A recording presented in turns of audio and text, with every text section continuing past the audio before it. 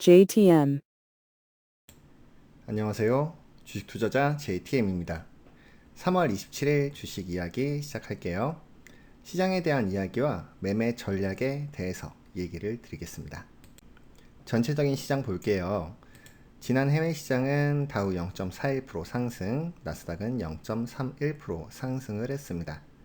연준의 금리 인상이 끝나간다는 시장의 기대감과 미국 옐런 장관의 예금주들의 예금 보호의 입장을 다시금 언급하면서 금융시장에 안정세를 가져왔었고요.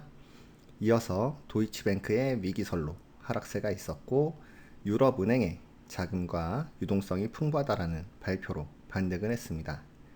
크레딧 스위스의 UBS 합병의 결과를 해결이 아닌 시점의 연기로 우려는 계속되고 있고요.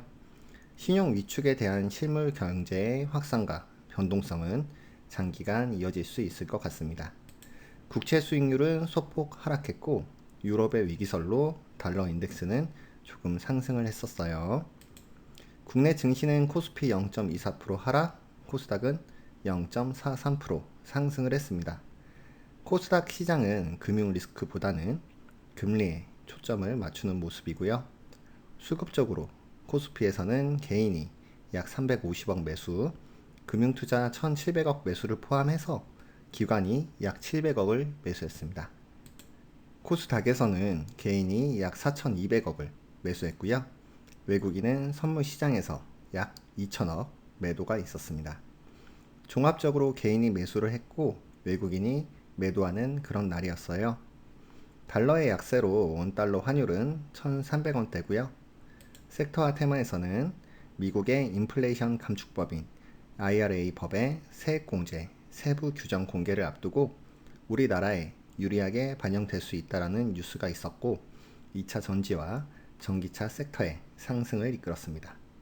반도체 업황 회복 기대감으로 반도체 일부 종목의 상승도 이어지고 있고요. SVB 사태가 촉발시킨 금융 리스크는 사실 아직도 현재 진행형입니다. 다만 정부의 확산을 막기 위한 강한 노력이 이어지고 있고요. 사실 이 금융 리스크가 시한폭탄으로 이번 주에 터질지, 한 달 뒤에 터질지, 아니면 6개월 뒤에 크게 터질지 알 수는 없습니다. 보이는 현상으로는 실버게이트, SVB 파산, 퍼스트 리퍼블릭, 크레딧 스위스, 도이치뱅크까지 미국과 스위스 정부, 유럽은행의 처절한 노력이 있죠. 앞으로 상업용 부동산을 필두로 한 위기 시나리오도 있고요. 경제에 대한 비관론이나 회의적인 부분을 얘기하고 싶은 건 아니에요. 다만 정부와 언론은 극복 시나리오를 얘기할 수밖에 없습니다. 정부와 언론에서 위기 시나리오를 얘기하는 순간은 사전에는 오지 않을 거고, 이미 모든 상황 이후에 인정하는 정도가 되겠죠. 금융 리스크가 시작된 지 2주가 되었습니다. 저 또한 2주 동안 현금 비중을 늘리면서 최대한 신중하게 시장을 봤고요. 다행히 FOMC 금리 인상 폭이 시장의 예상과 부합하면서 연말 금리 인하 또는 금리 인상의 중단에 대한 기대감이 생각보다 커지면서 시장을 어느 정도는 받쳐주고 있는 모습이에요. 물론 수급의 쏠림은 많이 우려스러운 부분이고요.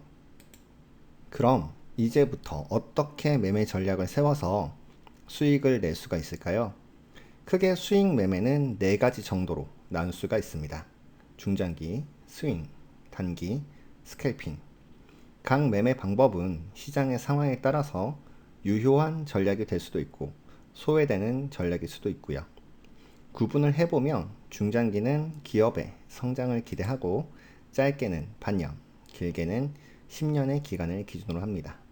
스윙은 훨씬 더 짧은 기간으로 매크로인 시황과 종목의 주가를 기준으로 한 수익이 목적이 되고요.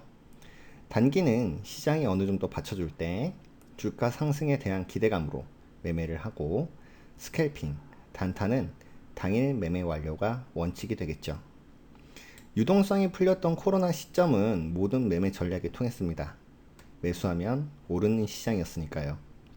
하지만 유동성 공급이 끝나고 QT가 시작되면서 시장은 상승세를 멈추고 하락 반전했습니다.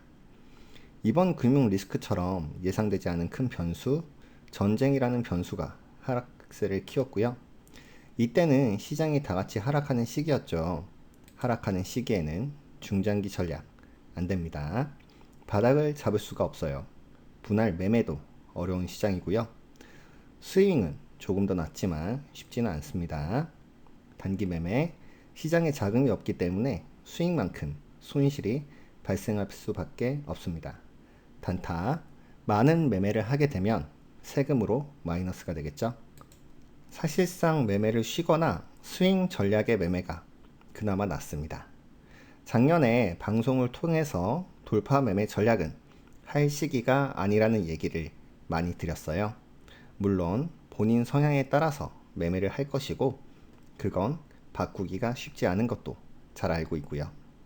올해 들어오면서 전쟁은 더 이상 변수가 되지 않고 금리에 대한 기대감이 커지면서 확연한 매수세가 발생했습니다. 달러는 안정돼 가고 외국인의 수급이 되돌아왔고요. 그래서 최근까지는 스윙 매매와 단기 매매를 중점으로 전략을 가져갔습니다. 그리고 2주 전 예정되지 않은 불확실성인 금융 리스크가 빵 하고 터졌죠. 긴급으로 대응을 해야 되기 때문에 단기 매매는 지양하고 스윙도 최대한 조심스럽게 하면서 현금 비중을 높이는 데 집중을 했습니다. 이번 불확실성이 확장되지 않았으면 다시 스윙과 단기 매매 전략으로 가야겠죠. 중기적으로 시장은 올라갈 테니까요. 아직까지는 금융 리스크의 잠재 요소가 남아있는 만큼 현금 비중을 가지고 움직여야 하지 않을까 생각이 됩니다. 해외 시장에 영향을 받고 있는 만큼 당일 우리 시장에서 현금을 만들어 놓아야 대응할 수 있는 요건이 될 것 같아요. 한미 금리 차도 다음 달 통화 정책이 확정되는 시점까지 주의해야 되는 부분이고요. 당분간 매매 전략은 시장 하락 시에는 스윙으로 모아가는 전략과 당일 매매, 단타 스캘핑 매매를 병행할 예정입니다. 물론 시장의 색깔이 너무 좋지 않으면 단타 매매는 하지 않을 수도 있고요. 단타할 수 있는 종목의 선별은 상패 시즌이기 때문에 종목의 재물을 꼭 확인을 해야 봐야 되고요. 감사 보고서 제출 여부도 기본적으로 봐야 합니다. 거래량을 기준으로 수급에 대한 부분과 상승 모멘텀을 확인해서 선별하기를 추천드리고요. 내일부터 시작되는 매매 내용에 대해서는 공유 드리면서 현재 시장에서 어떻게 매매를 해야 현실적인 수익을 낼 수 있는지 살펴보겠습니다. 오늘 하루도 수고 많으셨고요. 주식 투자의 목적인 수익 나는 이야기 같이 나눌게요. 구독과 좋아요도 해주시면 감사드리겠습니다. 시청해주셔서 감사합니다.